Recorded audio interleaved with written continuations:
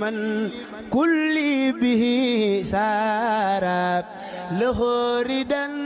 دون صوت هند سرسارا حمدي وزغري لما كل به سارا لهوردا دون صوت هند سرسارا لودنا يبرد وعن بلا سخط مصغد لي من بني ديمان أنصارا لله كل لدى أبار مكرمة من ارتأنا فيه حجم من سارا إن الذين إلى سرسار خرقسدو زيارة الفرخ